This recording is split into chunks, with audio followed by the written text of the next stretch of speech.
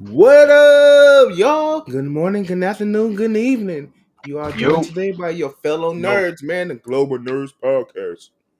yo, You catch it? yo. I ain't know it's gonna pop up like that, but I guess we already into the first story that just kind of happened. Technicalities, it's a live show. I don't know what's going on, but the Lego story with Pharrell Williams, man. We gotta talk about it piece by piece, bro. Whew, man, all I can say is, bro, for a Lego movie, that is an absolute masterpiece. Like when I say they talk about this man's story from beginning to current and the music, like, bro, when you watch this movie, I feel like people will be surprised at how much music Pharrell has done as far as working with different artists like No Doubt, like Snoop Dogg, like bro just worked with everybody. And Oh, when that's I blue. say, bro, that's a masterpiece, bro. Every song it bro, every song, every single song in that movie is a banger. Pharrell is a genius, bro. Straight up. Like, I mean, Yeah, that's it what's good, definitely bro. looks interesting for sure. It's I would, definitely a musical documentary. I never heard of that before. yeah, yeah. it's definitely one of a kind for sure. I mean, me and Logan were talking about in the pre-show of like, I wish they would have done it like an actual documentary, but Yeah. that's So just me though. Just because I so enjoy look, doc. when you start the movie, Pharrell straight up, it's kind of like a little meta sequence where they ask him, like, well, how do you see this documentary going? And he said it. He was like, well, I wanted to be Lego. I wanted to be in Lego. I want to do my documentary in Lego. And in that way, it showed how he got synesthesia. Synesthesia is, in your mind's eye, you can see sound. So just the animation on how his instrumentals, his beats looked in his head while he's making them is just insane, man. And personally, bro, not even just because I'm from Virginia, but this movie, bro, it's top five in my movies are all history, I mean, straight up. Pharrell's one of my favorite producers of all time. So like, I'm gonna see it either way. But Right. like, I'm more like the Kanye documentary they did on Netflix. That type of style for Mm. Pharrell, that would have been sick. There's probably Mhm. one out there, but And then Y'all think like the best bet? I got a question though. Y'all think the best bet for Lego to be like the medium that he's showing the story? You think it's the best for him? of I this, like for this, Yeah, for him to tell probably. his story is using Legos instead of being a normal, human thing. see if it was a regular documentary, you lose a fan base like that. Right. Children, children love Lego. They may not know who Pharrell is, but Mm. that one song that everybody knows Pharrell by, because I'm happy. Like, bro, come True, on true, now. true. Like that, bro, Pharrell was a genius when he not even just musically, bro, but the craft that they put into this movie is just beautiful. That's all I So can like, say. I wonder what like what because Lego's the one that I'm guessing animated everything, correct? Hmm. Like the Lego company. I wonder how much the budget was and how much it's actually going to make back. Because I doubt this isn't me being a hater or anything. Because again, I'm a big Pharrell fan, but I doubt it's going to make its money back. I But it mean, You looks know bro, what? like It all right. might. you gotta look at it though. Whoa, It might. Look 91. at the look Yeah, at the you're right. score. That's Yeah, So that's really it's good. it is. So, but you also gotta look at, not only does this man have a fan base, Lego has a fan base. yeah. Kids love Lego in general, so that's like an automatic fan base off rip. So you got three things going for him on top of the music, bro. I lied to you not. Every song is a absolute banger. Every Okay. song. Like, bro, like a lot of people don't know, bro. Pharrell had I know you heard of Teddy Riley before, right? Yes, sir. Yeah. Pharrell got his big break with Teddy Riley. and it was in the form of a song called Rump Shaker, bro. And when I say that song blew up and tore through Virginia in the 90s, it was never anything done like that before. All right, old head, calm down. I'm just saying, bro. No, it ain't even that, bro. It's bro, I can speak with a passion like this because Right, yeah. I'm from Virginia. I'm a big Pharrell fan. So I'm from Virginia. Like it goes beyond just being a Pharrell fan, a Neptunes fan, the Clips fan, Family fan, bro. This everything. Bro put on for the state, and I appreciate that so much. Yeah. right. I mean, it looks like a good movie. Am I probably gonna go see it? No. Well, I see it whenever it hits streaming services. Probably. I think I'm gonna have to watch it because I do like documentaries. I like people telling their stories, like these music moguls, right? So I'm interested to see this. What studio put it out? What studio is it? That I'm not sure. Let's find out. But for the most part, when it like you see the title card, the little poster, that is how Pharrell views music. Yeah. It just explodes out of his head. Who is this by? Now you already got me looking. Let me look at IMDb. Look at his little head. Now, I think it would have been a cool idea to insert like live action footage, like while he's telling the story in live action footage, and put the logo or the Lego scenes. That would have been sick. It doesn't even say. Maybe it's his own production company. I'm gonna just go. You mean it like kind of like how the last Lego movie was with Will Ferrell? Kinda, yeah. Like how they had split cut scenes with the humans and stuff, like real people. I could see that. It sounds nice. Let's see what they're talking about. Whoa. I knew this was going to work.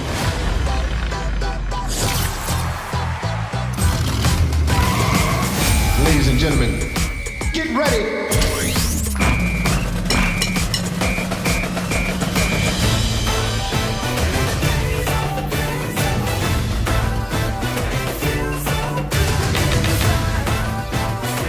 Yes, you guys can see that he got a lot of people attached to it. Snoop Dogg, Gwen Stefani, all these big names, people who came through to support his story.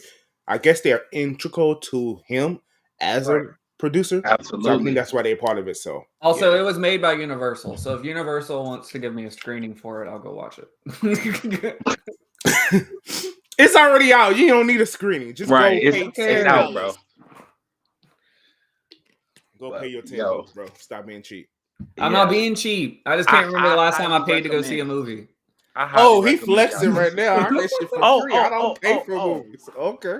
Oh, and this is the introduction of, from what I can tell, the first tall Lego ever, bro. They made Snoop Dogg actually a tall Lego. A tall Lego. So I wonder if they're gonna put out a tall Lego. I wonder if they're gonna put out a Lego set to go with the movie. I think that would be sick marketing wise. That would be sick.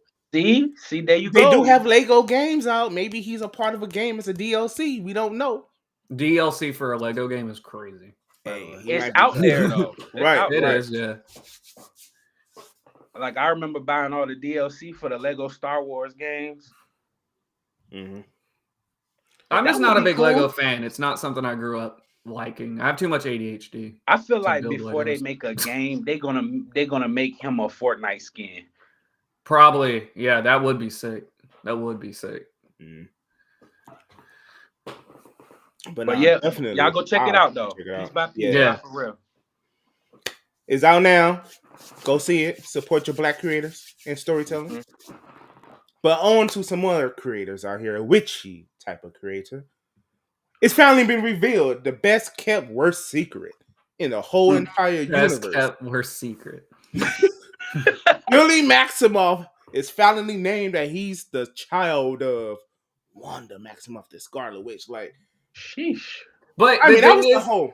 The way they did it was terrible because you could figure this out from episode 1.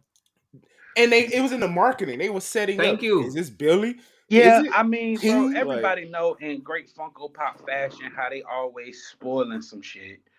So we already knew that he was Billy Maximoff, aka Wiccan, through the Funko Pops. Right. Yeah. like before the show even dropped. I wonder, because they're talking about doing another show about finding the other twin. Well, that's still part of this show. Spoilers alert. This is episode 6. He's going to walk the richest road by himself, but Agatha is going to tag along, and he's going to look for his brother Tommy. What do you guys think the bet is that Wanda shows up?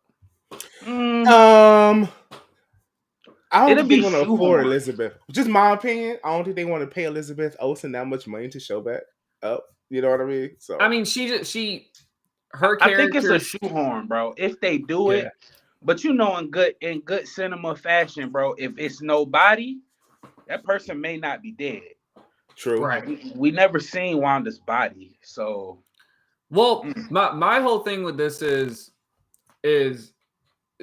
Disney or just Marvel in general. They use their shows as interconnecting factors to the bigger universe, right? Mm-hmm. If this connects to another show and doesn't have story's done, whatever, I just think that's a cop out, honestly. Like if this leads into another show. It does actually. WandaVision was part of. It was set up to be part of a 3-part series. WandaVision, Agatha All Along, and then the Vision series is after. So that's probably where we're gonna see Tom. WandaVision was good. It's just I saw that show as like the story started and it ended. Like that, I didn't really see much continuation after the show, other than the obvious points, right? Right. With this show, I feel like it's gonna end on some cliffhangers. That's gonna lead into another show, and then another show, and then a movie. Bro, how many Marvel shows just ended right?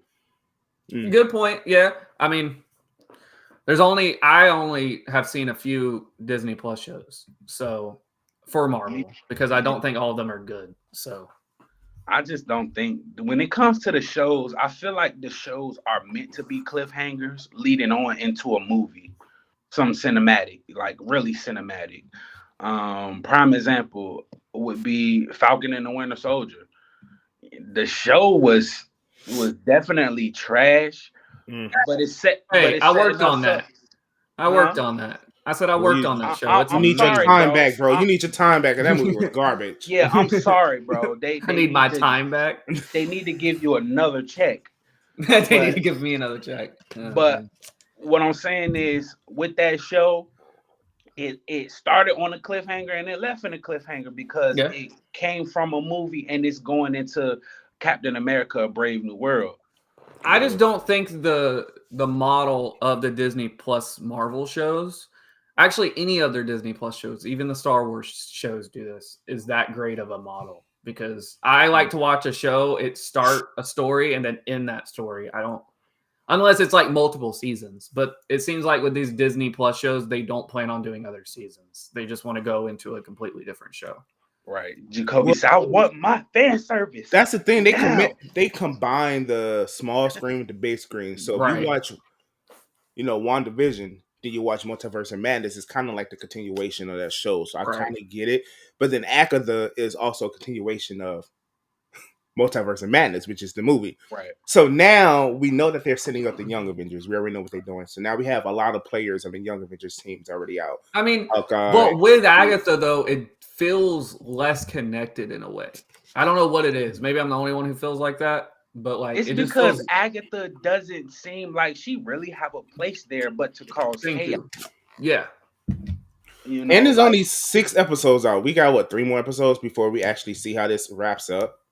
Yeah, so. I mean, the episodes I've seen are good. It's a good show. It's not bad by any means. I like to call it Agatha All Along of mid, but because it's not great, but it's a good show. Now I can say this: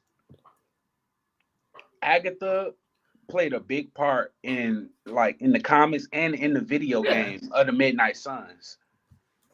They could definitely be setting up something for her because it really just doesn't seem right that Agatha, spent her time being the undercover antagonist in WandaVision but now she's walking a witch's road, and the story isn't hers. It's called Agatha all along, but this story has been about Billy Maximoff. Yeah. Nah, I have to disagree with that one because it's intertwined. Because it is her story. It is focused on. I feel like I know what Lux is meaning by that. Of it feels like it's an Agatha show, but Agatha really has no purpose in it. Like in a grand scheme of things, which I do agree on. Like every episode I've seen, it's just like Agatha's just there. Like right. Are they gonna wait? Is her trial the last episode or something? Because they've been focusing on everybody else's trial. But the thing is, it's like at the end of the show or end of the series, what is Agatha's big plan? There has to be like an end to everything. Like, is she just gonna just go back to doing what she was doing beforehand? Bro, the end was Agatha all along, bro. I got a theory that she dies. Nah, I don't think they would sign on this actress. To die. No, I think she's going to die off to sacrifice herself for her child. You know what I mean? If we get Toby, that's what she called him, Tommy, and he needs a new body, right? Maybe it's a way that she's going to let her son live on, and she finds his body somewhere and let Tommy inhabit his body. You know what I mean? So she kind of gets done. I mean, Mephisto is heavily involved with this side of things in the comics. So that would be, I think, if they're going to bring Mephisto into anything, it'd probably be the last episode of Agatha. Well, Mephisto is technically involved in WandaVision. Mm-hmm. Remember when we thought he was involved in WandaVision? Yeah, but that was just people trolling, though. Like, everyone knew Mephisto wasn't showing up. But Mephisto was already name dropped in episode 3? Yeah. So, true. To see Mephisto, and I think who they say, what's the guy who played Borat? Oh, what's his name? I'm blanking. Sacha Baron Cohen. Yes. They want him to play Mephisto. Well, the thing is, I can see that happening. It's a weird thing because the way Mephisto is in the comics, they can't do in movies because of international laws. Like in China, you can't show demons and stuff like that in China. Yeah. So they can make him humanoid. You're going to give Dr. Doom back his mother? Nah. I mean, so Mephisto is humanoid, but he does have a demon form. Like maybe he could look like him from the Powerpuff Girls. Y'all remember that? Yeah. Oh my God. He was still like a demon, but he was kind of like human. Yeah. China is gonna fry that movie. Yeah, exactly. I think so. If he was gonna show up anywhere, I think it would be in Agatha because it's streaming. They don't really care. Or maybe a movie. Because would you guys, if you had your business hat on, would you guys? How do I say that in a nice way? But downgrade this big villain to a streaming show, and I don't want to take anything away from the streaming shows because they're just as big as films. But he sounds like something for the big screen. Yeah, especially the way they've been setting up for. I mean, the thing is this next saga leading in? It's like the mutants and the Doctor Doom, or the Doctor Doom saga and the mutant saga. Yeah. So like, I don't think they're going to introduce Mephisto and then be like, "Hey, in like 6 months, you don't really exist anymore." Yeah. So I don't think they would do that. Yeah, because he's usually a big part of Dr. Doom's story. I'm mad you guys don't think they would do that when they did that to Kane. They set up this whole thing, and then once that was a came whole up, they was like, "Bye." Then his actor turned out to be nuts. His actor turned out to be innocent. Hold on, and they still let him go. They did that to who? Jonathan Majors. Bro, that you can't even use that as an example because of what he did in his private life. You know what I'm saying? Yeah. I mean, the thing is like when you're that much in the spotlight, anything you do in your personal life should just not be out there. Like, you should just not have a personal life. You're famous, just stay home and read scripts. I actually agree with that. Like, wait, no, I don't agree with that. You can't be an actor and tell them to stay in the house and lock in like a hermit crab. But the thing is, these people are humans. anything you do can be screenshotted, taken It is going to pictures be of. scrutinized. Like Don't They're fall every in human, love. y'all. Don't go to the restroom. Don't go to eat. Don't definitely don't order DoorDash. Bro, Yeah. these people are Andrew humans. They Garfield deserve to live. They Andrew deserve to make Garfield got leaked mistakes. for being in Atlanta for Spider-Man No Way Home from a DoorDasher. Yeah. See, that's insane. He was here in Atlanta filming it. It was kept secret. A DoorDasher showed up to his door, and the DoorDasher leaked it. Or the DoorDasher showed up to his door. It was Andrew Garfield. He leaked that he was in Atlanta. Can't And trust people just put it nobody. together. Can't trust nobody. That's why you have assistants. But the thing is, though, we can't expect these people to not live and make mistakes and be perfect. They didn't sign them to be a role model. They signed them to do a job. Just celebrity comes with this job. You know what I mean? So you can't hold them to a certain standard. Also you can't blame anybody else other than yourself for you making mistakes because you are a celebrity. It's literally everywhere now. Especially when you get that big a win in your career, all you have to do is not fuck that up. Yeah, he was so close after Creed, after Kang, or after that one terrible Ant-Man movie. After one more good movie out of him, I think he would have been one of the biggest stars. But unfortunately, and he messed it up. All he needed to do was make it the Kang Dynasty, and they couldn't have fired him. All he have to do is go over to DC and actually become Green Lantern John Jones. Whoa! That's what he could do. Whoa, we not gonna do this. I like you, Aaron Pierre, but we got need Jonathan Majors, man. Bro, we already got Mr. Pierre, bro. Who do you want to meet? I just need somebody to speak real thespian. I am your Green Lantern. Are you ready to face my ring of glory power? No. Bro, imagine if DC did do that, like fired him so that they could have the story of a Jonathan Majors comeback. That'd be such a dick move. That would be so James Gunn. That would be so James Gunn. Warner Brothers, I wouldn't put it past them, fucking corporate assholes that they are. But James Gunn knows how it is to be canceled for kind of just out of nowhere. So James Gunn, yeah. Oh no, that's just crazy. Wait, when the hell was James Gunn canceled?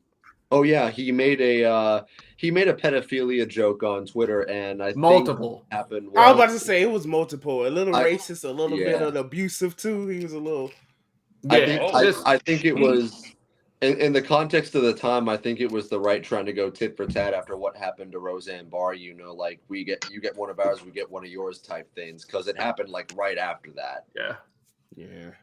He got fired from Guardians. They realized they can't do a Guardians movie without James Gunn. Not only from a publicity marketing standpoint, but an actual creation standpoint. Like, the only person that I think could do Guardians justice is James Gunn. Oh yeah. The cast wasn't even going to do it without him. Dave Bautista threatened to quit as Drax unless they brought him back. Yeah, because I was the caterpillar and the tip top of this woke century thing. Back in jokes, you could joke back in the day when you was a comedian. Yeah, there was some harsh stuff, but it was just joking. Look at Mad TV, Miss Swan. You know what I mean? If our group chat got leaked global, we'd be fired. Yeah, exactly. Canceled. Yeah, we'd be done. I'll be fired at this airport I work at. Like we would be done. I don't care because I'm a nobody. Done. Cancel me now. Hell no.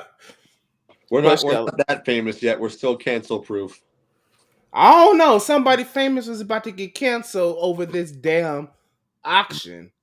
Yeah. You know what I mean? Let's just go to it right there. There she goes. I joke around about this too much in private with people because I do think it's funny. Like, why? As someone who's worked on someone who's worked on movie sets, right? Hold on, I gotta make this right. Hold on. Y'all ready? I'll let you fix that before I continue. There we go. All right. As someone who's worked on movie sets as a career, right? Nothing. It's just like any other job. You shouldn't expect to take home anything. Like when I leave a job, I don't expect, hey, you know the computer I used for 9 months? I'm gonna take that, by the way. Like, you know, I've stolen stuff from sets before. It's normal practice. You shouldn't feel entitled to have something.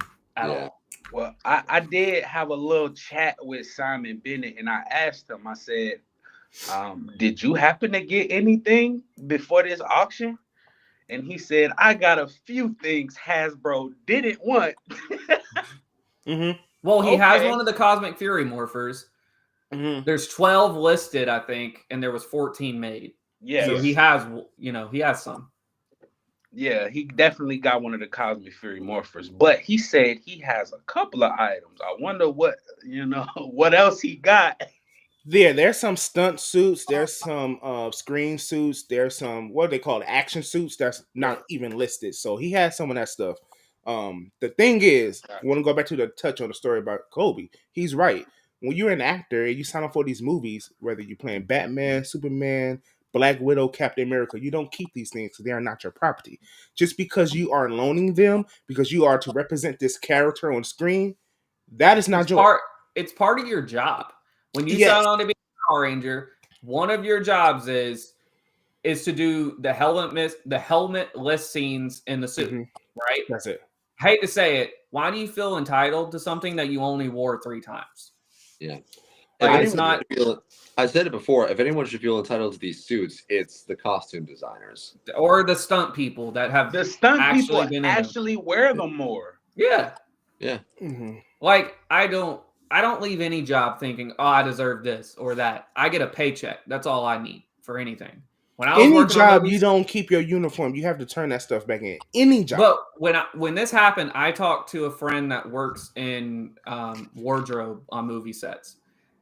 Reason why they don't give people anything is because it's tax write-offs. Yep. That is being used to help the production. They can use that as a tax write-off.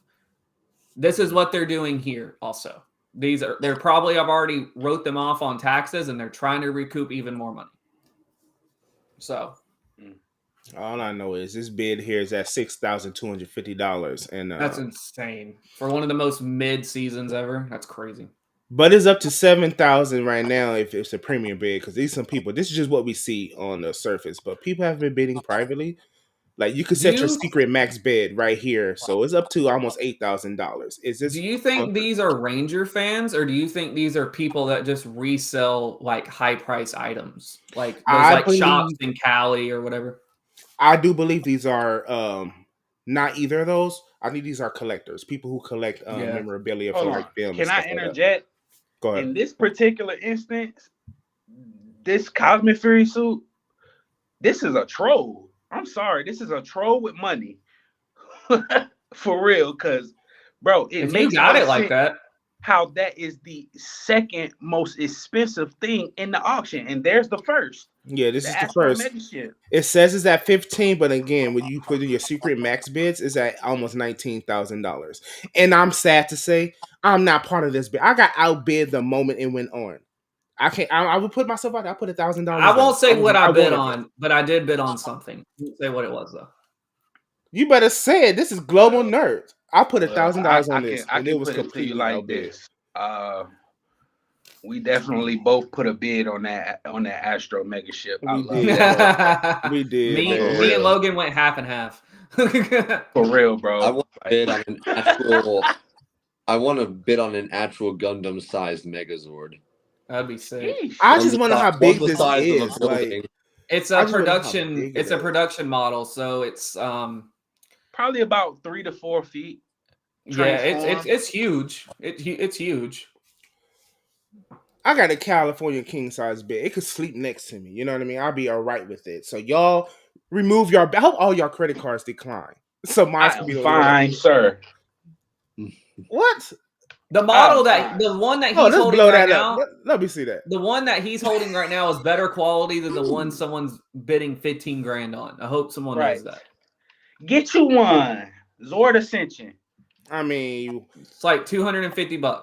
Go buy that instead of bidding $15,000 on something like this. Why? I mean, I just don't see the purpose of like these props have aged so bad. Because they're 25, 30 years old. I don't understand why somebody would want to bid on them. And I'm going to tell you why they would want this. Because this is something you guys can have of your history, your childhood. Power Rangers means a lot to a lot of people, fans out there. So just to hold something that was part of their child that pretty much saved their lives, it means more than monetary value. You know what I mean? And it's for these collectors. Can you imagine some of my friends in the industry actually have like Chucky's from sets and stuff like that, adding this to their collection? It's so fucking dope. You know what I mean? So it means different things to people. Yeah, I see it from that side too, but I would pay like a prop designer to do that before I bought it. I want this from something like this. Whew. I don't know. I bid on one of the on-screen MMPR morphers. So MMPR morphers. I hope you get it, brother. For real. I mean, whatever.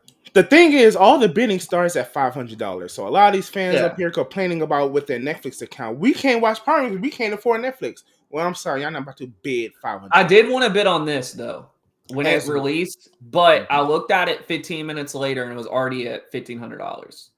Yeah, right now that's just not worth it for me. It's $4,100.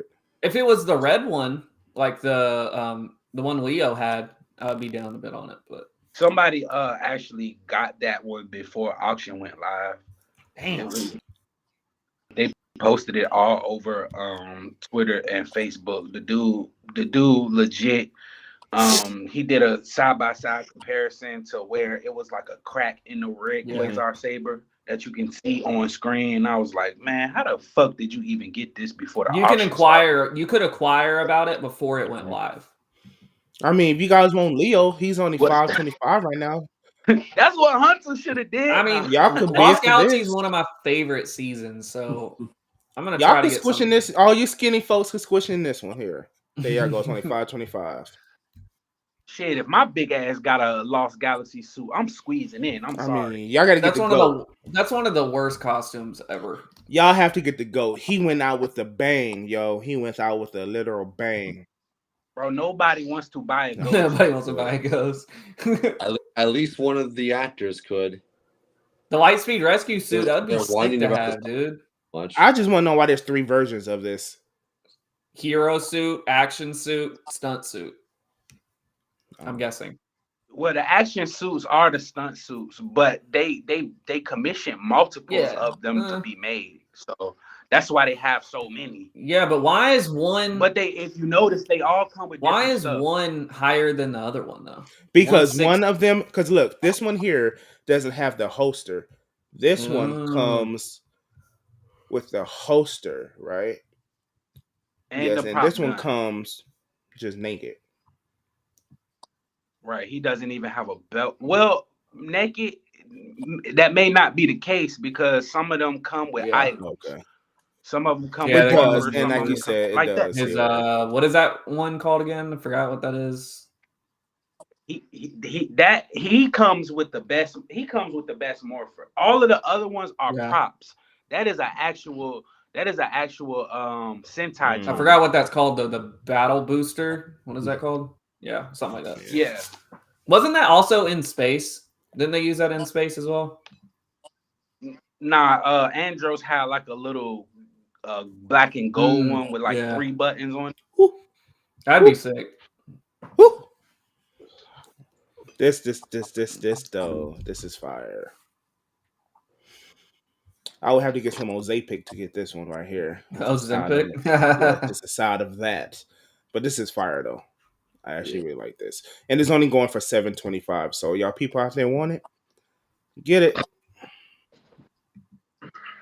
I say buy it. Yeah. Just don't go broke or in debt over Power Rangers props, please. Anybody? Or anything. Don't go in debt over anything. I mean, there's things that like I could agree on going on in debt for. Like a Ranger suit, I don't think is that serious to go in debt for. Please or Beyonce's breathing in a bag at a concert. She's selling it for $45,000. I say buy that. Please don't borrow money from loan sharks just for a Power Rangers suit.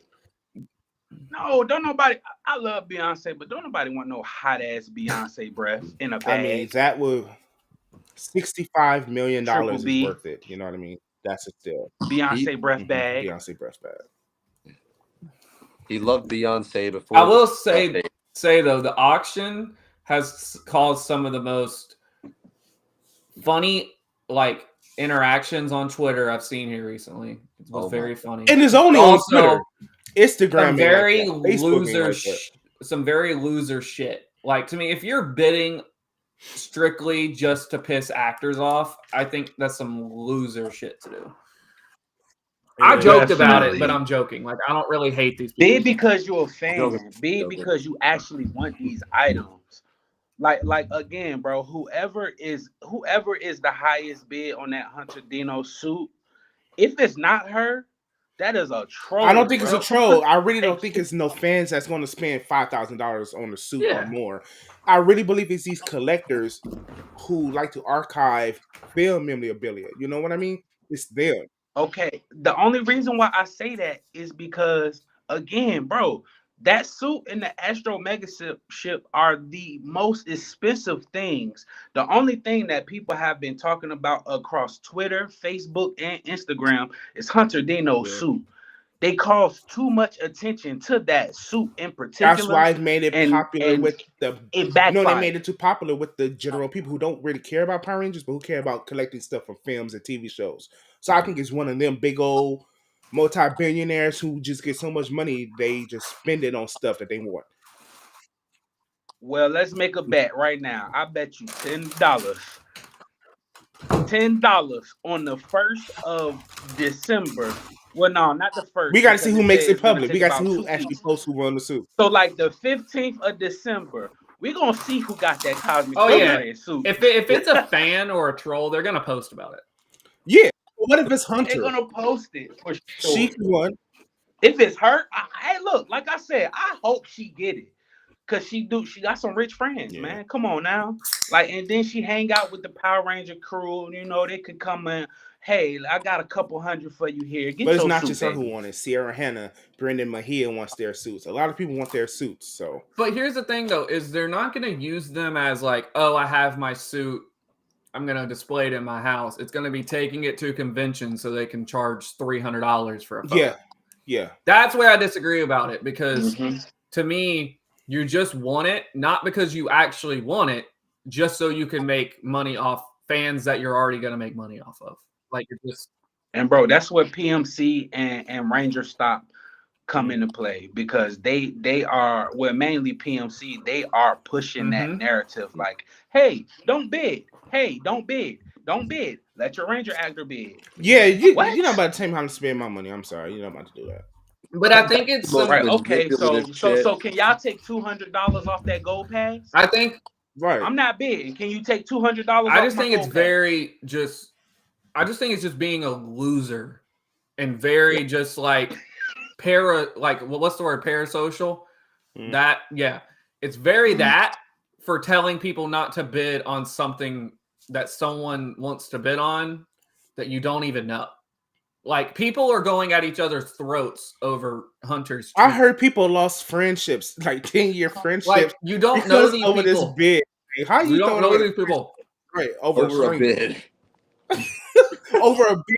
You can't even afford to throw away friendships. Like, y'all stupid. You already touched grass. It's sad, bro. It's sad how much tension this auction has brought the Power Ranger fandom. Like who would have thought something that could have been so beautiful got warped into don't participate? Right. Yeah, because the fans' feelings gonna be hurt if they don't get their. Why are you, as another fan of the franchise, I'm also a fan of, telling me not to buy something that I want? Yeah. Like, oh God, I want a Cosmic Fury Red Ranger suit. I don't know why you would want that, but still. Weird flex, bro. But like, cool. You want it, cool. But just because that is a flex, though. Yo, welcome to my house. This is my Christmas tree. It wouldn't be my dog. No. This is my Power Ranger Cosmic Fury red suit that an actor wanted, but I outbidded her ass for. Here it is on display. You know what I mean? Like those suit lineups for that season is garbage. I wouldn't happily display that in my house. Well, at the end of the day, I hope you get your suit, honey. I hope all the Ranger actors who want their suit. I just hope it's easy for them to get the suits. I hope these costume makers and people who make these stuff. Thank you. Make them a suit. Why not commission to the franchise that you supposedly love to a Well, designer that can make that for look, in Hunter's defense, and I don't do this. I don't do this, Hold up. but she did get a Dino Fury suit commissioned and made. She got one commissioned and made. I just think she wants an actual piece of Power Ranger history instead of something that was made for her instead of made for the show. She wants something that was made for Yeah, the she show. has one because I saw her at Ranger stuff in it. She has one. Yeah, they in fact, I believe all of them have their Dino Fury suits. I don't know. She wants something to. She did okay. She was the first main Red Ranger female. Closed out the series as a whole, right? Maybe she wants something to be like, yo, I'm a part of film history, if you want to say, because Power Rangers is a big, long-running franchise, the biggest kids action show there is, pretty much. Yeah, cool. And your she history closed is it up. called on YouTube or on Netflix or every. But again, sometimes I get it. You want something physical, tangible, something you can hold and say. Like she said, she wants to show her kids. Some people think that was a ruse. Maybe it could have been truth. Yo, I could show my grandkids like I was a part and finished out the world's longest kids action show. Like me. You know what I mean? Hey, can I say something though? Even though she was a lead in Red Ranger throughout the whole season, people do need to keep in mind there was only 10 episodes. It don't matter if it was 5 questionable. episodes. It don't matter if it was 3. Lauren Sheba, hold on. Lauren Sheba came in episode 16 of Samurai and finished. She got way more screen time as a female Red Ranger than. And it's very questionable if she was the leader of that season, anyways. And she wasn't the first main. We talking about Lauren. Yeah. I'm just saying, like. That's I mean, one of you my want to break it biggest down on the gripes about that technical. season. If you want to break it down technically, Hunter Denno is the first Red main female Ranger. She is. We can't count Lauren. We can't count Charlie from then you gotta A look Squad. at Charlie We can't from count her either because she was a villain. saying, though. You know what we can't count there. You gotta look at. Unless later on, don't cancel me. Don't say we woke, but unless one of these actors was like, you know what, my character She's was still trans, number you know what I 3 mean? Red Like, female Ranger. then in my maybe book, that, bro. I mean, that's one of my biggest gripes for the season. As soon as she became Red Ranger, nothing of her character changed at all. Mm-hmm. She didn't feel like a leader at all to me. Because they did the last development of her character in the last 2 episodes of Dino Fury.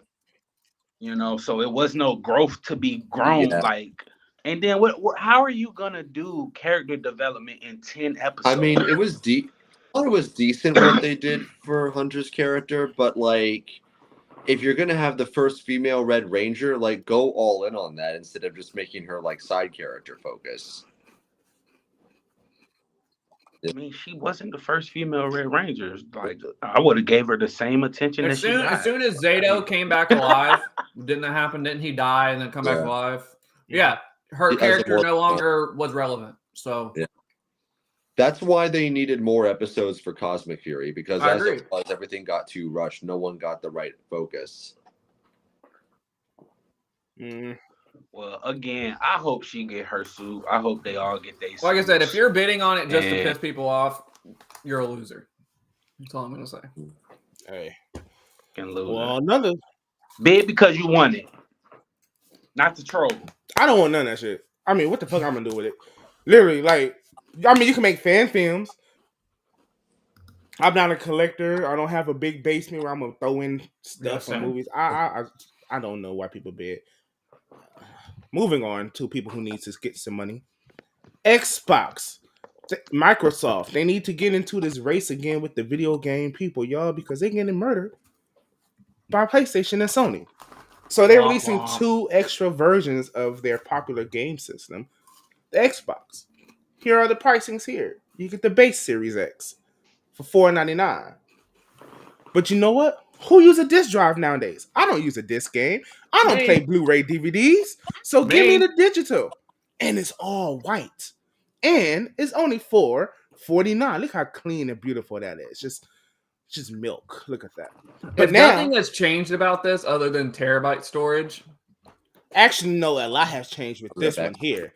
You get 2 terabytes of storage for all your gaming capabilities, plus that hard drive. And it's only for $600. You hear that, PlayStation, Sony?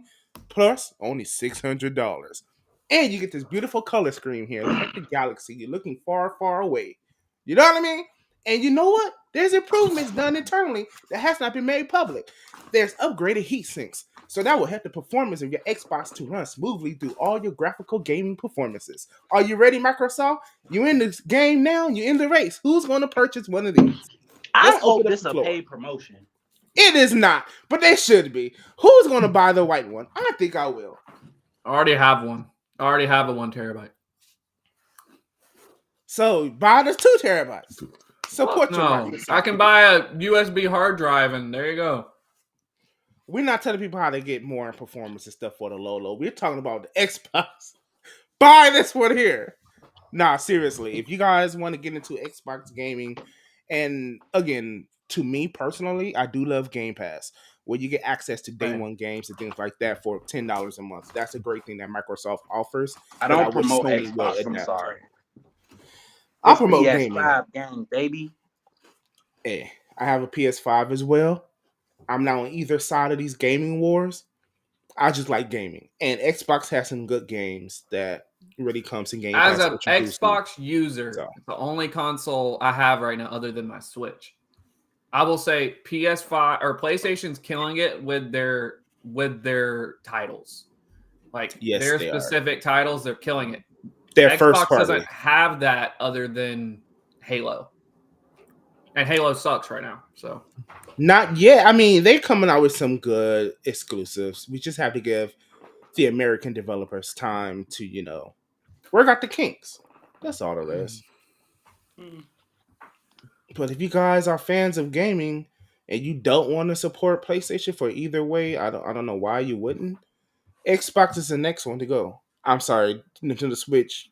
I don't recommend them for anybody. I hate Nintendo Switch. I hate it too, but it's the only way to play newer Pokemon games. So it is, but okay. I have a gripe with Nintendo. I hope y'all listening if y'all ever do.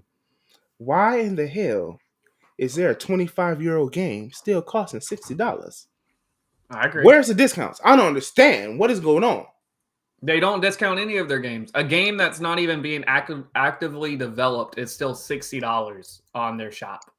That's insane. So bad. But, PlayStation or Sony's not, innocent. Spider-Man 1, this first Spider-Man game for PlayStation, it was still like $40 the last time I looked. Like, why? All I know is Xbox has some of the world's best. Okay, I'm saying controllers. You could customize controllers and just be who just joined. Logan Love. Kick this ass out. There you go. Are you frozen, sir? Yeah, it looks like he's frozen. Okay, he will be back later. Back to the Xbox. You guys think that they're releasing these new consoles to compete with PlayStation or to try to recuperate some money and some favor with the general public? Because I think it's the latter. I think that they're releasing these just to release something. So they have something to release also. I think this was probably going to happen either way, whether Sony was going to release new models or what, because they just released the classic models that look just like the old school PS1s. Yeah. I don't need 2 terabyte. Again, if I want extra storage, I'll buy a USB hard drive.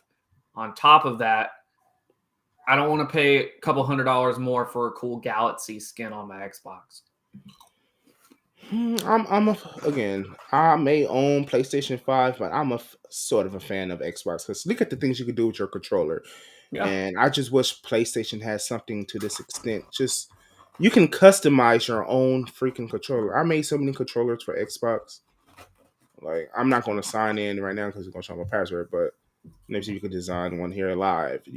There's so many options that they create for the player, and they are a player-first company. I want to put that out there. Even though they had some fails, they are a player-first company. So why do you think people like PlayStation more than Xbox? It's the first-party games that they have. Yeah. That are just implement. Okay, kind of like the same apps that we have on Android and iOS, right? Instagram, for instance, it runs better, it's more smoother, it is more optimized for iPhone than what it is on the Android platform, right? So some of the games for some of these players, they play them on both systems, and then like it just feels better on the PlayStation than it does on the Xbox. Yeah. I think the UI is better on PlayStation, but the overall gaming experience, I think, is better on Xbox. Yeah, I think they just need to work it out. Lux is back in the house, but he's frozen in the house. You. Sorry, guys, my phone died. We could see because you frozen, sir. Look. Yeah. Oh, hold on. Man, get that man away. 4K. But nah, Xbox capabilities is actually something pretty cool that definitely. I don't know. We just need to support people, man, and the games and all that good stuff. Well, games are out right now to where somebody should rush out to go buy a new Xbox. There you go, right there. I think again, if you don't have any game system, I'm trying to like tiptoe around it. If you don't have no game system, because I don't want to be biased, because I have a Sony. My first game system was a Sony PS1, and I had every iteration. Damn, you're old. Wait. What? Your first game system was a PlayStation 1? Mine that I purchased with my own money. Oh, okay. Mm-hmm.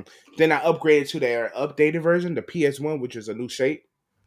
I got that one as well. So I've been with a fan of Sony for the longest. My first Xbox, however, was the Xbox 360. Then I upgraded to the Xbox X. Yeah, if y'all remember that, I have it right here. Bro, I've had every game system, every Xbox, PlayStation I can think of, bro, and everything just leads me back to PlayStation. Like, I don't know why. I think mainly it's the game sharing mechanics. Okay. I'm more of an Xbox 360 guy if we're comparing anything PlayStation or Xbox, but the PlayStation systems get better and better as they go along. Xbox peaked at the 360. I think it's a sign.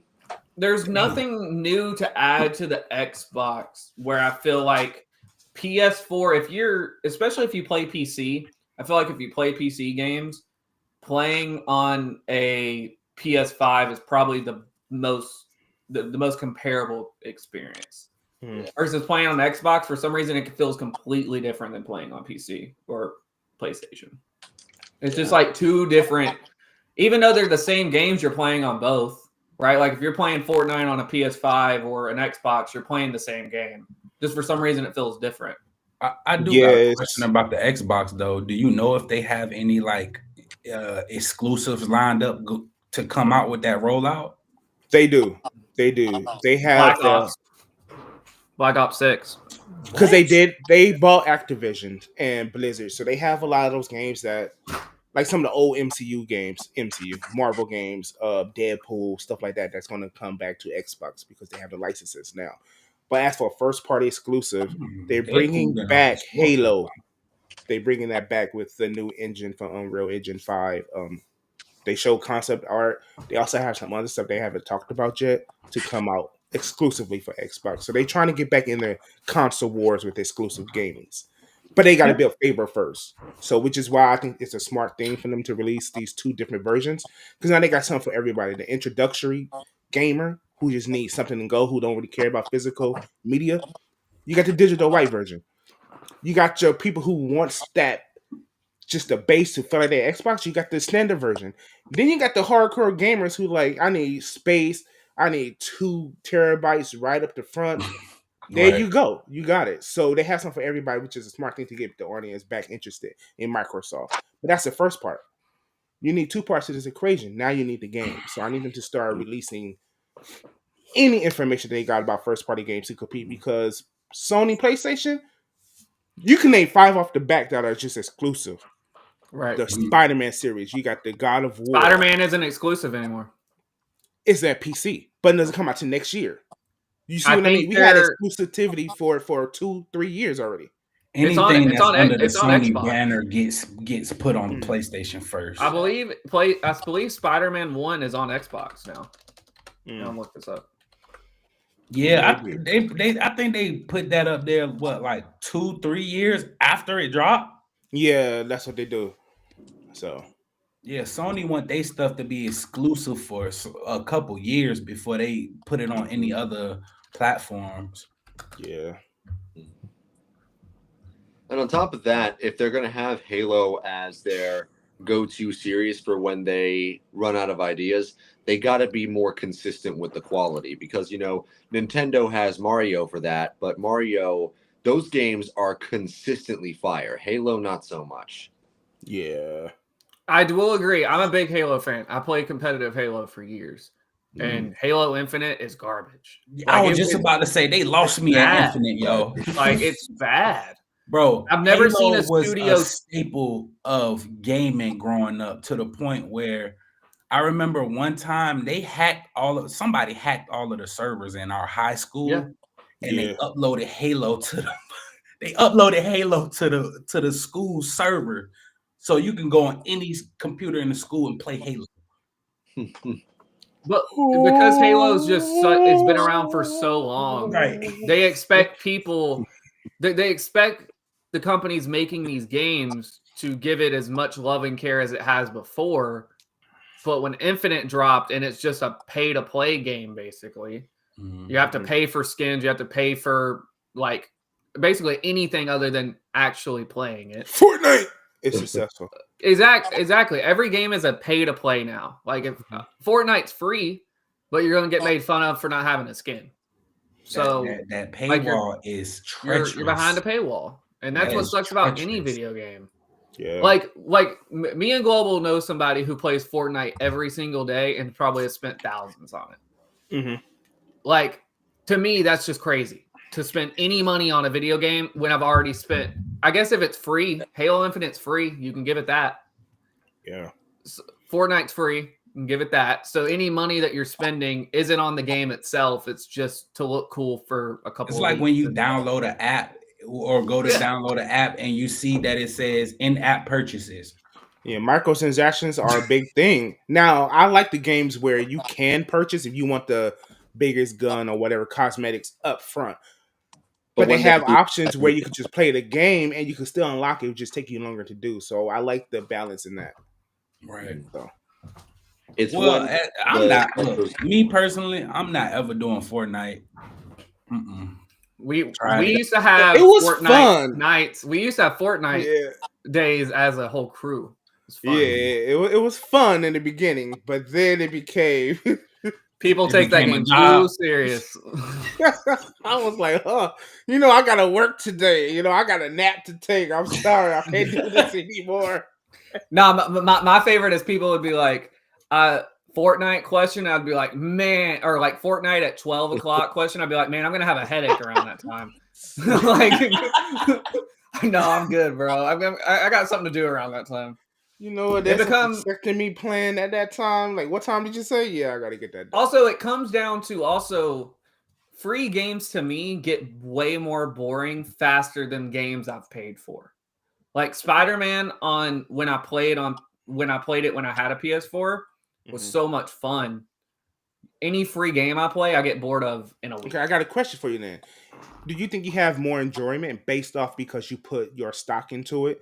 And it's something that you gotta feel like you're getting. Yes, because I want to get my money's worth. I understand as a consumer if I'm spending let's say the new Dragon Ball game, right? Oh yeah. It's probably fire because it's $100. I can guarantee you. Bro. It's a lot of money on that one, yeah. Yeah, it's a lot of money. So like I assume it's gonna be fire. When I play a free game, I expect this is gonna be fun for a couple days. Let's just roll into it this since you mentioned it. Dragon Ball Z Sparkling, man, it sold 3 million copies in one. What was the budget though? I don't give a fuck. It spent 3 million copies. Can you do okay, let's just do the base model. Not even put in the ultimate. But $60. No, $70 now. Yeah, the base model. $70 times 3 million. Yeah. You know what I mean? Like, what? The PS5 version was so like the pre-order was so high in demand that not everyone got the game. Yeah. Or they incomplete features. I was expecting it not to be ready at launch because of how many people wanted it.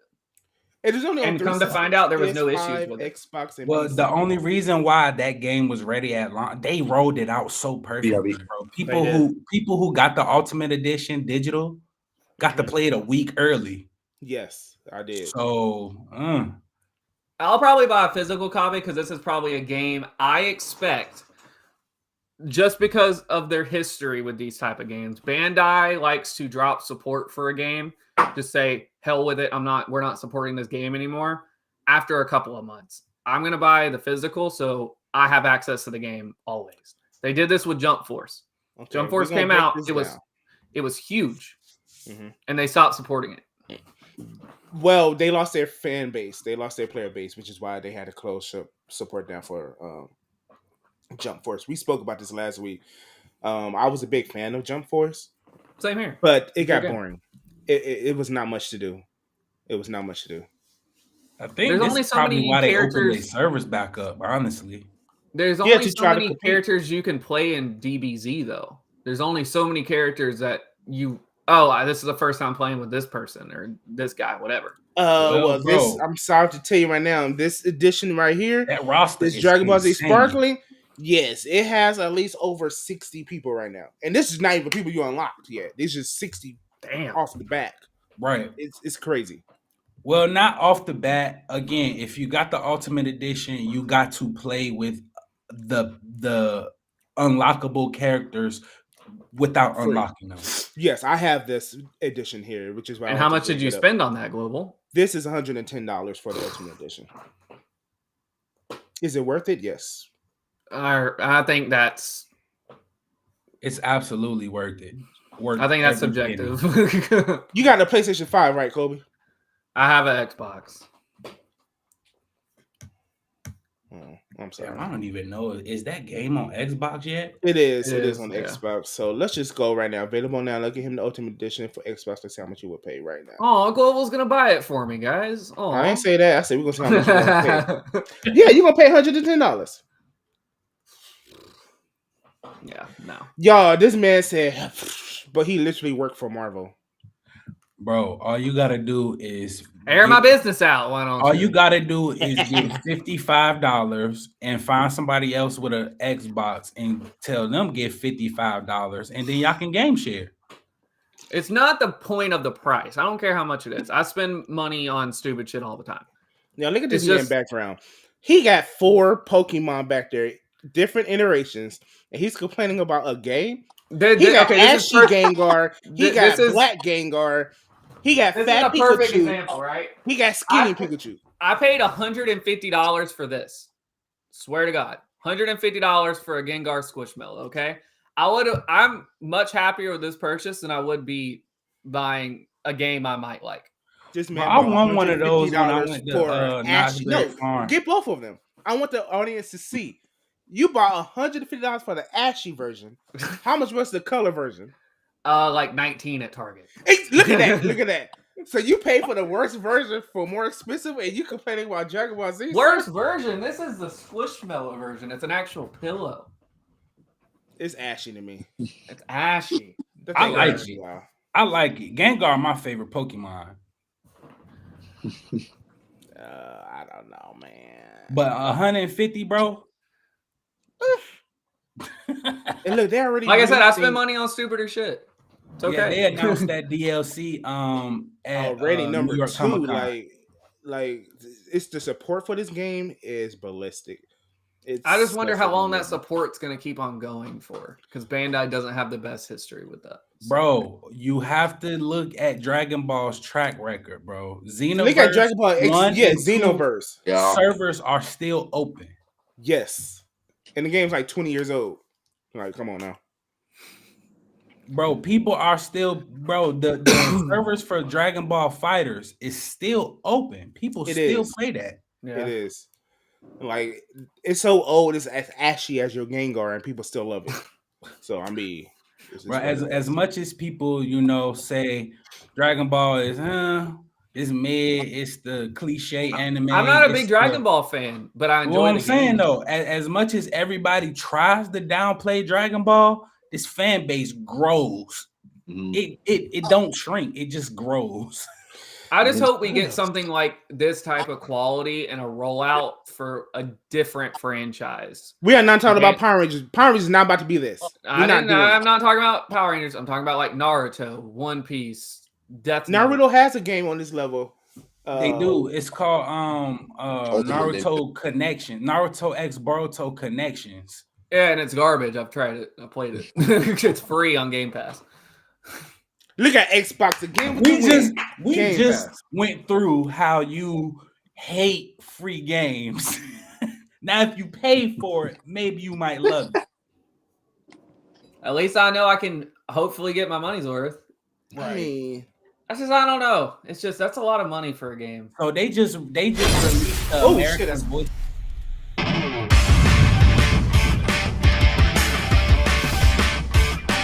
Look at this.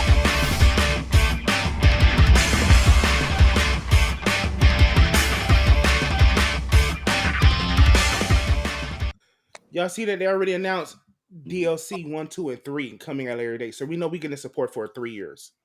Well, we ain't gonna get the third DLC rollout probably until 2026. The Ed. No. If I ain't mistaken, it's gonna come out around March. They literally just said that the DLC character for DLC 1 is gonna go into next year, 2025. Yeah, but in March, that's when they're gonna reveal the third DLC. Yeah, but we won't get them to like 2026. So again, we at least got 3 to 4 year support that we know is coming from this game right now. I just hope the fan hype for this game, because I'm not even a Dragon Ball. I'm not a big Dragon Ball fan, but seeing the support for this game is great. I think, this rollout, this game's rollout is amazing. Not only did they let people who got the Ultimate and the Premium Edition play a week early, once the game actually dropped, Dragon Ball Daima dropped the same day. And doing it where they're doing these like global showing on screen right now, the tour that they're doing them at skate parks, doing them at like convention centers. That's the best idea. There's one going on right now, October 19th, at the Kona Skate Park in Jacksonville, Florida. Like, there's one going on right now. Skating, and because I grew up skateboarding, I'm still a skater. Skating and anime has such like a big connection with each other that seeing things like this is really freaking cool, dude. Look at the characters already. Tough. Dragon Ball Z early, mid. You got mid, Super Saiyan. You got the end of this Dragon Ball Z before it went to Dragon Ball Z GT. Then you got Super Saiyan 2. Like, bro, the characters just on the 30th. Going and going. Look at this shit, still going and going and going. And these are all just now in the base game, no DLC required. Yeah. Like, somewhere else on the planet, somewhere else on the globe, some fans are still debating which of these characters are the strongest. Yeah. I'm gonna show y'all the strongest character right now. Ever since they took away power levels. Just the strongest character. I don't know what it is, but he's fat and cute. He's actually surprisingly, bro, it's Yajirobe. I haven't played this during Yajirobe has he has the highest combo chain in that game, with the potential to have the highest combo chain, and his special is a sensu beam. Goku, I'm going to die. If you use it at the right time, you can boost your bars all the way up to 7 bars. You stupid monkey! Yo, who said that? Was that global? Oh, I hate you, monkey! He cracks me up. Oh my god! You're telling me Goku beat that boo? How dare you! Stay away from me! Bro, Frieza has the most sickest dialogue in Dragon Ball. I love Frieza. Him and his brother Cooler be cracking me up. Oh, Frieza would be cancelable with some of the things he says. Bro, that's why they had to make him black. That's what. He literally points at the blackest characters like, "You monkey, bring food or you will die." I Like, watched the Broly movie here recently. Change the and picture. it's I feel like he's hilarious. calling me a Get his monkey. ass whooped by Broly alone. Yeah, he's funny in that movie. Mm-hmm. come here, monkey. But Like, why the fuck does he make a why comeback monkey? after that? So they based Frieza off of Japanese real estate agents. I bet Yeah. they did. He conquers lands and then sells them to the highest bidder. Oh, That's crazy. The most evil guy in Dragon Ball is a capitalist. wait, I didn't know Android 16 was in the game. Yeah. Every character they've ever made is in this game. It seems. Yeah, but I have not played everybody like that. I'm like dabbled in the game, but I just We got don't a have black- time to play a game that takes this much Oh my time god. to play. he's the only black character in the still- game, y'all. I'm still trying to finish Astrobot, man. It gets harder and harder to find the time for games now. I'm It old is. school, bro. I still play Pokemon games from 20 years ago, like Cool. or Midnight Club, like Club Penguin. Club Penguin. Hey, What voice would y'all give him? He's cute. yours, Your nipple. yours. He looks like a Gimli character. Bro, that's all he say. Your nipple. Give me hug. I want to hug. He do look like he'll have that voice. I want to hug, please. I just want to play with you. He looks like you sound like if Oogie Boogie sang opera. Yeah, he did what he does sound like. I just said he should just be Global's normal voice. Global's normal voice. Just Global's normal Jeez, they voice. got every android in here, huh? They Yeah. do. I don't even know half of these people. If I was to voice a character in Dragon Ball Z, I won't want to be this thing here. Evil Boo. Ugh. This is me, Bo. Are you? Yeah. He look like he stink. He What look if he laughs like he that? really smells bad. What if Frieza is the one who points at him? You monkey! He's black. He gonna turn that motherfucker into a cookie. See, look, bro. Certain villains don't meet each other because they'll wipe each other the fuck out. Yeah. Especially this dude here, Dr. Jiro. I hate his old ass. I really do. I hate that dude so bad. Thing is, dude, I haven't even seen DBZ all the way. I've seen the movies, but it's just such a long show. Some of these characters you're showing I've never even seen before. I don't know why his ass even in You here. All just he be did was ruining die. your experience, bro. You gotta watch it from the beginning. If not You the have to. beginning, start at I'm Dragon not Ball Z Kai. Yeah, exactly. I have it on. The thing is, I have it on Blu-ray. I have DBZ Kai. Okay. I just don't have time to watch it. You don't have time to watch it. That's a long show. It's a It very is. long show. And if you go to I GP, kind of that's even I like to longer. set like 2 hours out of my day to watch some anime or some toku. So do I, but I mean, Global knows how. Like, he's been just as busy as I have. So as soon as I come home from work, I'm going to sleep. Dead ass. Like, Dead ass. I feel that. I got 9 days off coming soon, so I might watch some DBZ Kai You got to. or watch Code Lyoko for the nighttime. Who knows? That was a big ass glass of wine, Crispy. Oh, that's just grape cider, actually. Oh, great Live. cider, huh? He Oh. lying, y'all. Zoom in. Let's see what that is. Fancy. What it, Mhm. what it was. Mhm. How many ties is this Mhm. dude? Is that his karate belts or those ties? I can smell those the are- bouquet. Those are, yes, both of those. Got Okay. my second degree black belt from Mountain Kim Taekwondo up there somewhere, but yeah. It's, yeah. Can I pay you to beat up my bully? Hell yeah, dude. Don't beat me up. Let's Don't link his beat me addy up. first. It's Jacoby. Bro, y'all more cider guys or more wine guys? Ciders. I drink like a girl. Like, I'm not even kidding. Like, I drink super sweet stuff or ciders. I like super liquor. sweet stuff. Me too, but it got to be White sweet. Russians. White Russians are where it's at there. Is that milk based alcohol? Milk, but I do mine with half and half. Okay, I can't do none of that because for one, I'm lactose intolerant. Same and here. alcohol runs through me. So you had me shitting on times. Hold on. Like, Backtrack. bro. Milk-based alcohol. Yeah. Have you never had spiked eggnog? You never seen drinking the same thing. Catwoman? When she was like, I don't give me a white Russian, but hold the Kahlua, hold this, hold that. And he was like, so you just cream? And she was like, straight up. You never see that Catwoman scene? I do remember that. Yeah, right. Yeah, that's what it is. Are we talking about the one with Halle Berry? Yeah. So you had to get through the movie. Idea. That's so sick. Ew.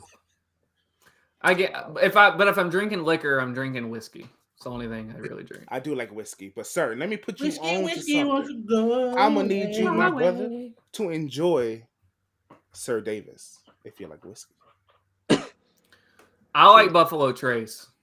I'm telling you, Sir Davis is nice. Beyonce was on to something with that concoction. Oh, that's why you're bringing this up. All right. Yes. Beyonce ends up coming around full circle somewhere with hey, it happens. When she puts some stuff out, it's just great. I mean, it's just what it is. Beyonce is a full circle person. She comes around every Saturday. Facts. She's a queen, man. It's just what it is. I'm really. You say that, but in a couple of weeks when that documentary comes out, she would still be queen to me. I don't care what y'all say. But we gotta move on to the next queen. There we go. The Robot. Y'all seen this movie yet? I actually got invited to watch this. Bro. I ended up getting invited to watch this from I forgot who does this. Paramount, I think. Paramount invited me to go watch it, the screener for it, and I ended up not being able to make it. Bro, that movie is so amazing, bro. It literally made me shed a tear, bro. Queen Nyong'o. I ended up having to do the same thing with Smile 2, which Smile 2 I've heard was really good, and the Wild Robot seems to be good too. So better sequel than Joker, anyway. Bro, that premise of this robot just getting stuck in the wild and happen to adapt to that, and actually building a wildlife family from that is, bro, like. Whoever wrote this and came up with this idea was just sitting in their room one day and was like, man. Okay, break down what is Wild Robot, because I pretend I'm ignorant. Basically, a movie, this robot who's designed to be a product, just like a home assistant type thing. Service like bot. A service bot, exactly. Ends up in the wild, takes care of a baby bird whose nest she accidentally crushes in a fight with a bear. She raises the bird along with a fox voiced by Pedro Pascal, and she's basically raising him to join his own migration to learn to fly. And it's a robot raised bird, so he's going through his own troubles there. And on top of that, she's starting to find her own programming and her own makers, and that means trouble for her and the wildlife she's slowly forming a family with. And this movie's a fucking masterpiece. It's better than Inside Out 2, and I'm saying it right now, it's better than The Iron Giant. Like, anybody who's been bored by the snooze fest we've gotten out of movies this year, this should give you hope. We can still make masterpieces. Better than Iron Giant. I said it. I said it. God. I haven't seen that either. You haven't seen the Iron Giant? For someone who worked on movies for a living, I haven't seen a lot. Iron Giant came out when I was in middle school. So damn, I mean, that's an old ass movie. Yeah, right. Y'all just old. No, you're just old. The guy who directed this film, Chris Sanders, fucking legend. He worked on Aladdin and The Lion King. He directed Lilo and Stitch and How to Train Your Dragon. He voiced Stitch, and now he hits us with this. It's amazing. And I'm definitely gonna go see it. I missed out on seeing it for free. So. Big time. Well, now you can watch it at home. Fandango at home, Xfinity, Prime Video, Apple TV Plus, just to bring it out. Yeah, they just uploaded it for streaming 2 days ago. Can we talk about that? Sorry to switch topics real quick, of how movies come out and then 2 weeks later they're on digital. I fucking hate that, dude. Oh my god. Any movie Blame the that's pandemic. Fuller and Blame I- the pandemic for that. I think studios have realized that after, even I'm a victim of this, of like during the pandemic, every movie that was going to come out in theaters came out on streaming, and I loved it because I got to sit at home and watch these movies. Dead ass. Same you here. know, Same here. instead of being in a theater with somebody kicking me in the back or a screaming coughing. baby or coughing. So that's how I am now. Unless I can go to a movie for free, which DreamWorks, you're more than welcome to send me a screener for this for free. Unless I don't have to pay for it, I don't like going to go see movies. Just the tickets are overpriced nowadays. It costs $25 to go see a movie on release day now. So if you got membership, $25. I'm like, not if you got memberships and connections. Yeah, the memberships are the lifesavers. I mean, like A-List with AMC.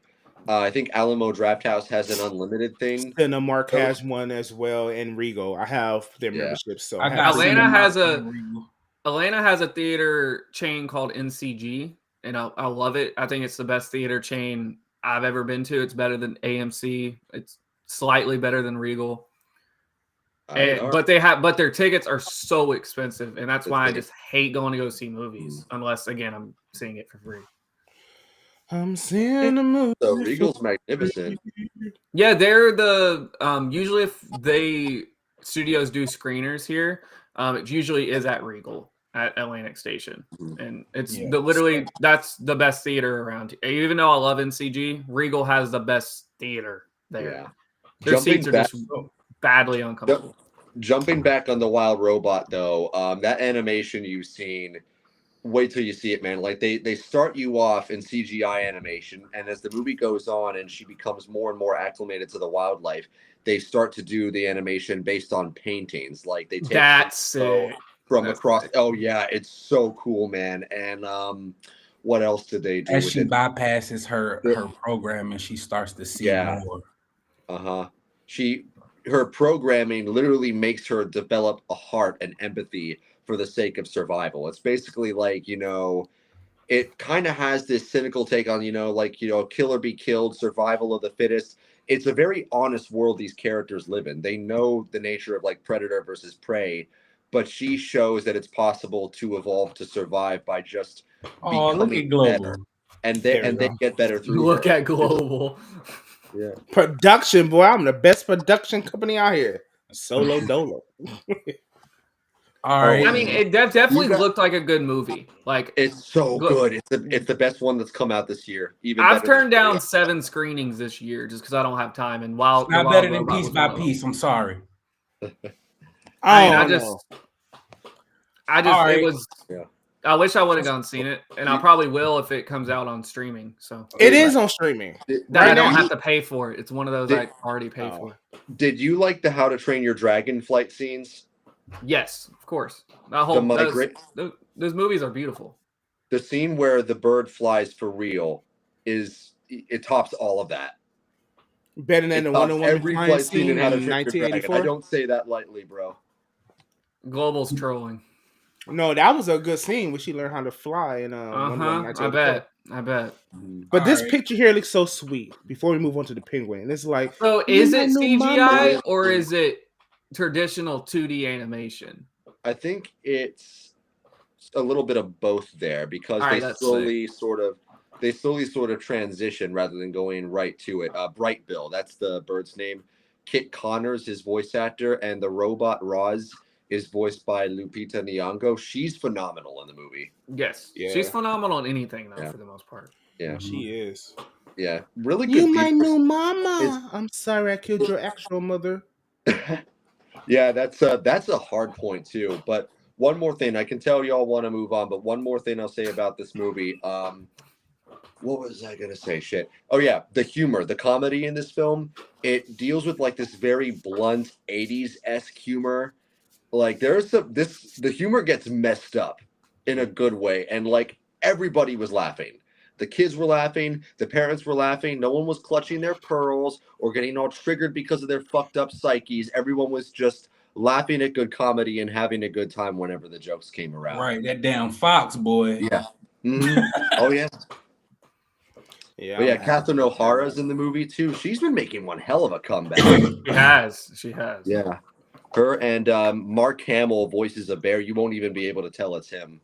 I love Mark Hamill in anything. Yeah. I mean, live action or voicing. He's amazing. Mhm. All right. Colin Now, Farrell here's- as Oz Cobb. Can you tell that's Colin Farrell? Yes. Yes. Yeah. He just But, like like, he let himself go after Hollywood fired him. If no one tell, oh no, that's all makeup. Yeah. Yeah. If no one told you that was Colin Farrell, would you know? Yes. Yes. In the eyes. And I'm telling you, I was just gonna say this area here, so it looks like him. Like the prosthetics comes on here, and maybe I do forehead. think hiring an actor who already That's has some good- that similar build probably would have been better for them. Like I know they were looking at Jonah Hill originally. I think that would have been interesting. That would have been so terrible. I love Jonah Hill. So They were looking at Jonah Hill. They were also looking at Seth Rogen. They went with Colin Farrell because he was the only one of the three who wasn't demanding to get paid more than Robert Pattinson. He was the only non-diva guy in that trio. That don't There's even a make lot of- sense. Why would you want to get paid more than Batman? And when Penguin he was They're only divas, in that's like why.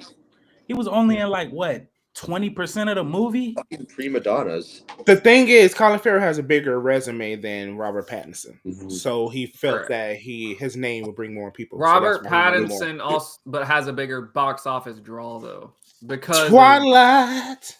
not even that. His independent films are amazing. Yeah. I'm sorry, nobody The watched Lighthouse. The Lighthouse. That's so. It's so That's you. hard. That's just you. The Lighthouse. So only is the an white people amazing watch movie. Lighthouse. That's what y'all saying.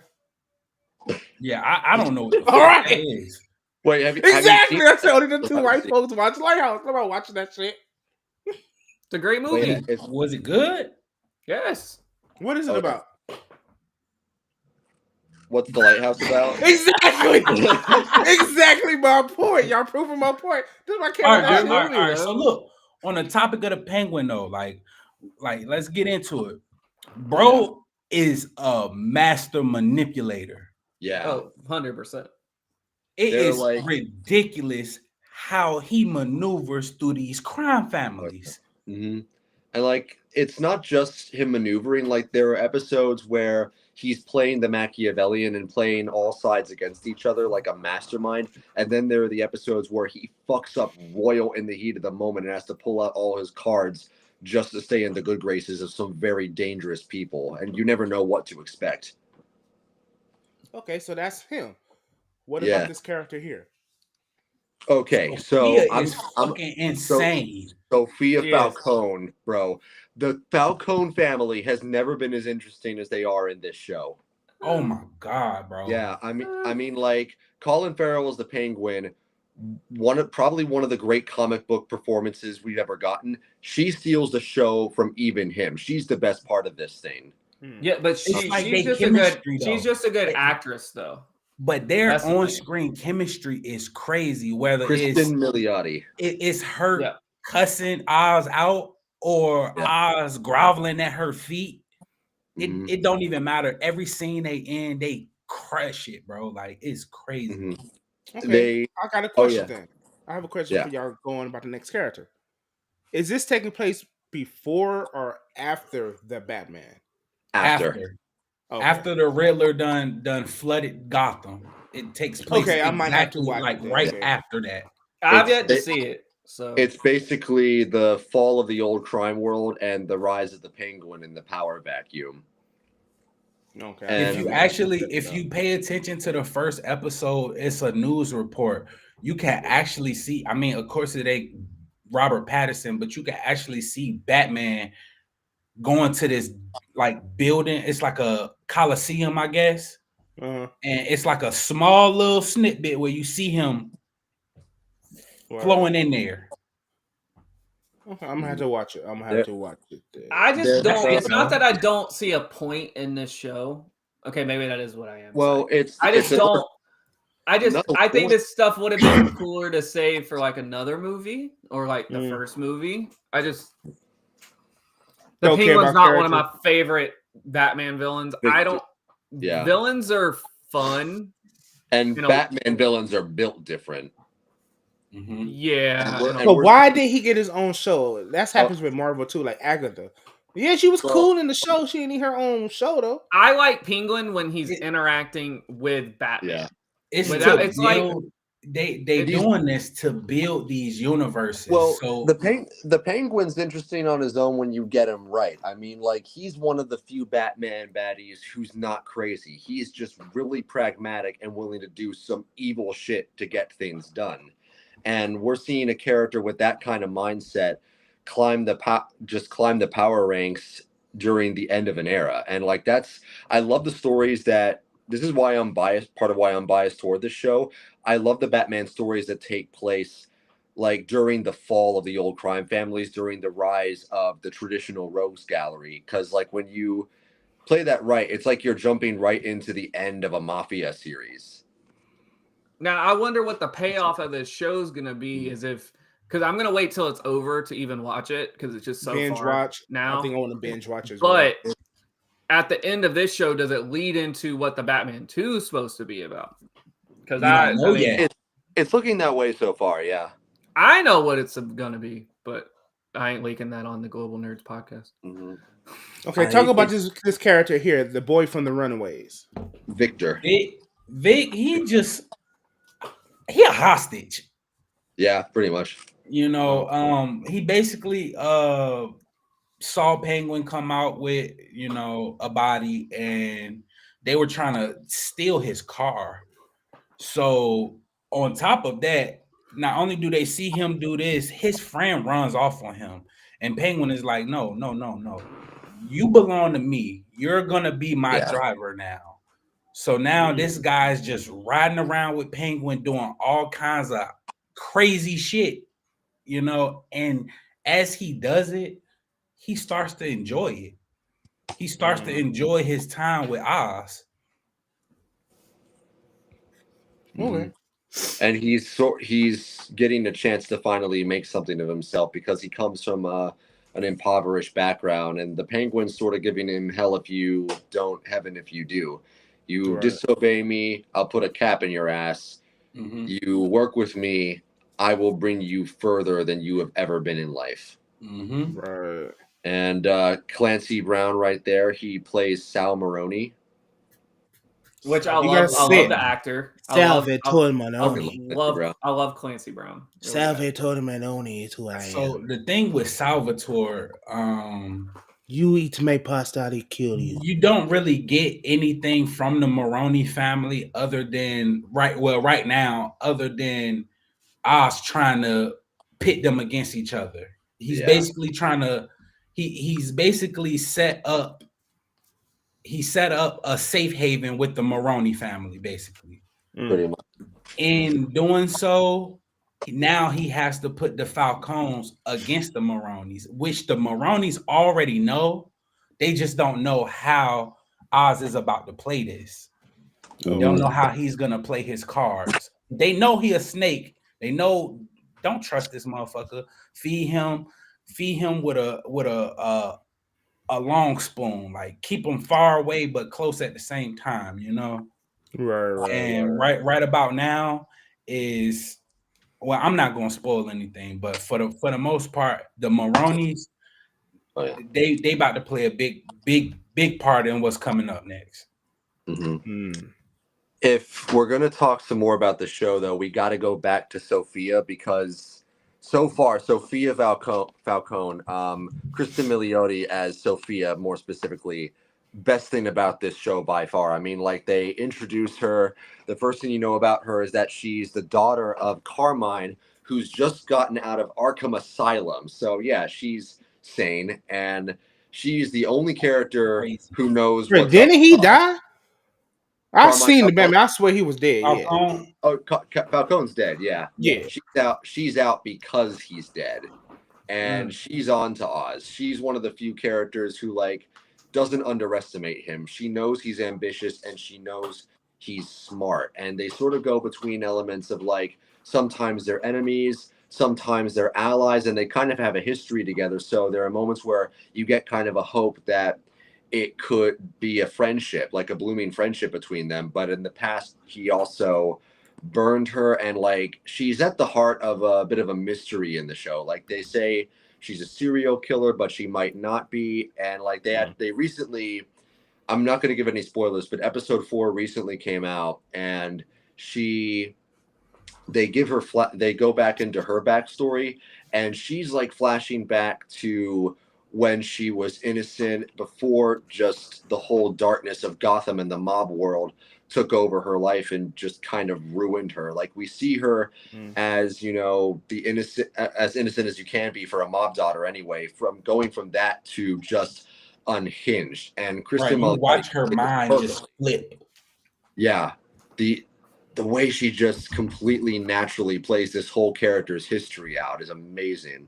It's amazing. And she's like stylish and elegant, but she's also terrifying.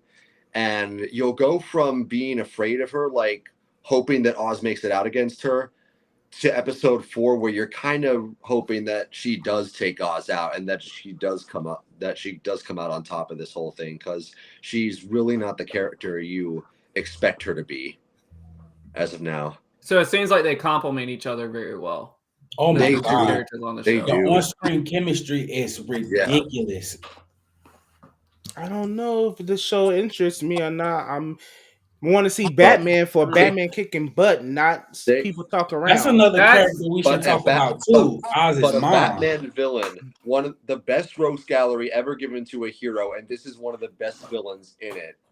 Climbing to the top, going full Game of Thrones on Gotham City. Well, let's hear a little bit, bro. Don't worry with a happy ending. But that ain't the way the world works. America's a hustle.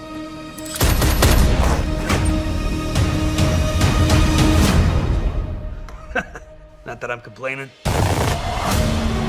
Okay, I mean, I just don't sound see design is how that good. builds the current universe they're trying to build with the Batman. Like how this makes it even more interesting. Like when the second movie comes out, because this is the current state of Gotham right now. If that even makes that big of a difference if we didn't have this show. All right, so look, it's one of the few stories that elevates the comics. Like it does what Batman in the Dark Knight did. Going off of what Crispy was saying, at the end of the crime family saga in Gotham, Penguin was at the top.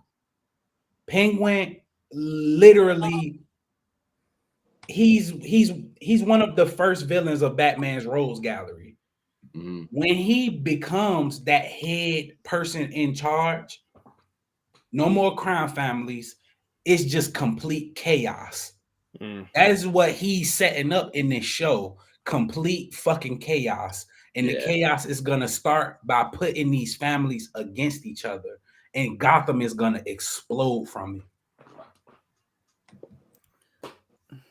it. I don't know. It's not that I don't.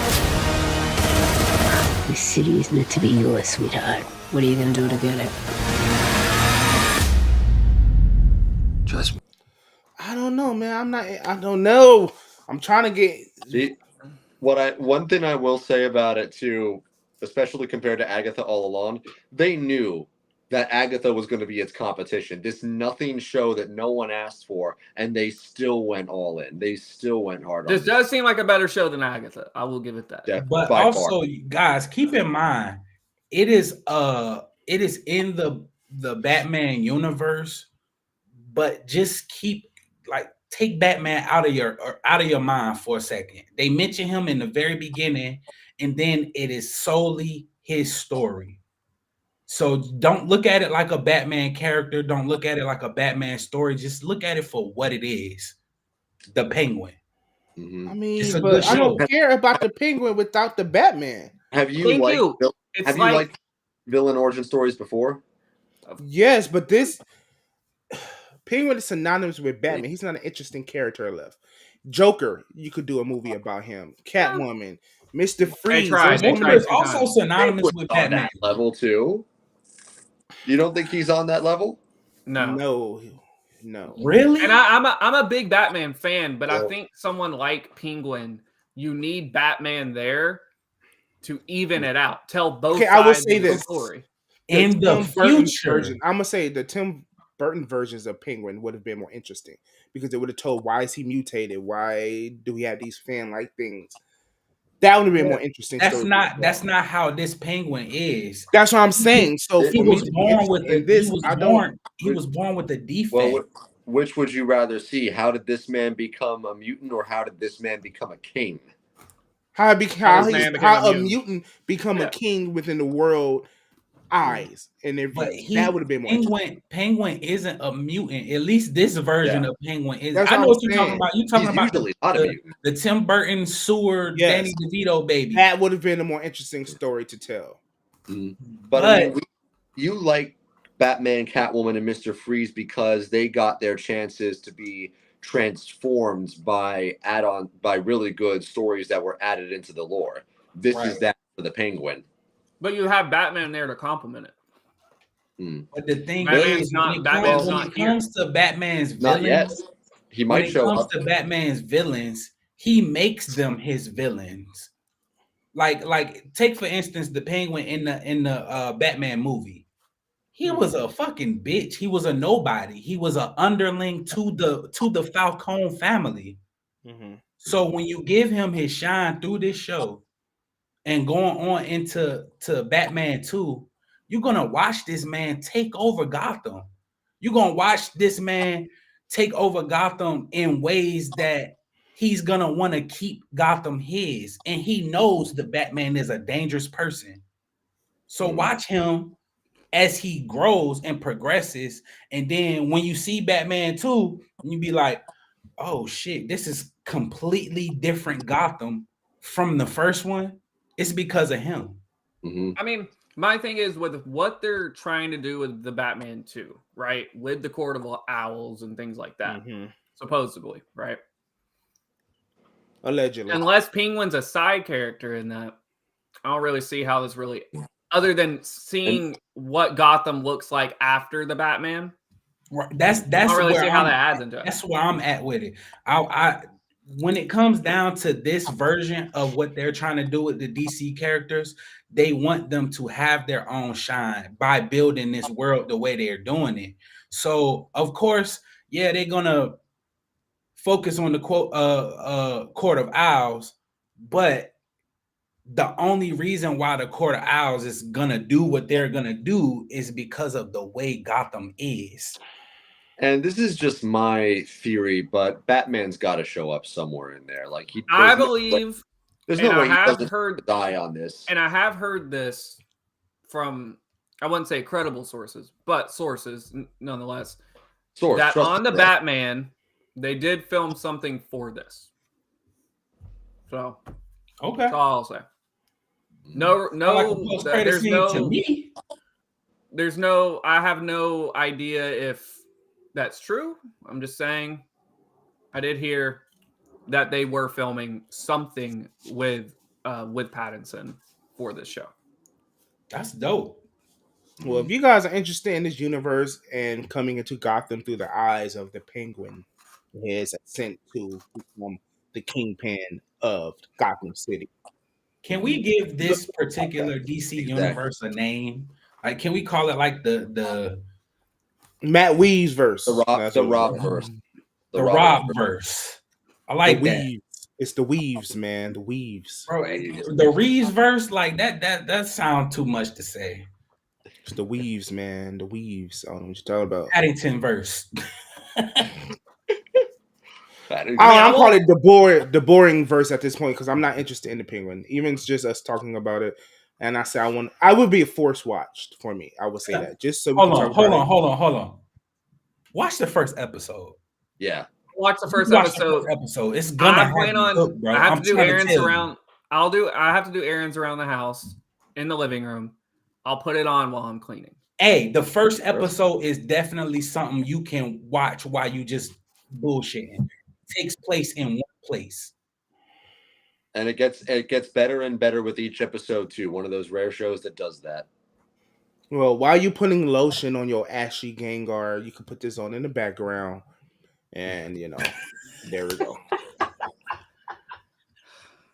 I thought he was going somewhere else with that, and after that, me too. After I heard lotion, I kind of just closed my ears. I was just like, all right, well, here we go. This is live. We ain't doing that here. Gotham on your TV, Scavengers Reign on your phone. Yeah. Look, he pushing for Scavenger's Reign. Hey, I did watch the first 2 episodes, bro, and I loved it. So good, right? I ain't even gonna lie, I love it, bro. Right? I appreciate you. I appreciate it. Yeah. Did you check out Scavenger's Reign, D? Not yet. I'm gonna have to get into it. Like I told Crispy, Citadel Diana has me in a chokehold. That show is freaking great. What the fuck is that? Prime. The Citadel universe is spies between the Citadel and the Metacore agents. That's what I don't want to spoil like anything. Some Rick and Morty shit. It's great. It's about spies from France to the U.S. Futuristic. Yeah. It's good. Next topic, guys. Live action Cole Lyoko. I'm down. Look at his face. Sorry, I was handling business stuff. He said, "Hold on, what? I didn't hear this news." Oh no, man! Topics is great. We got through a lot of stuff there. I had fun. Coolio. That's the best topic we got. Y'all ready? Coolio. This is how we, it's a global nerds way. Cool Lyoko. Oh, that would be Lyoko. Yes. That's gonna be an added one right Y'all there. are using my favorite show as jokes. Yes. Lyoko is. Hey, man! I'm just gotta say, we love y'all for rocking with the nerds and coming to hang out with us as we discuss some stuffs. Yes, but until next time, Coolio and Ashy Vanguard. There we go.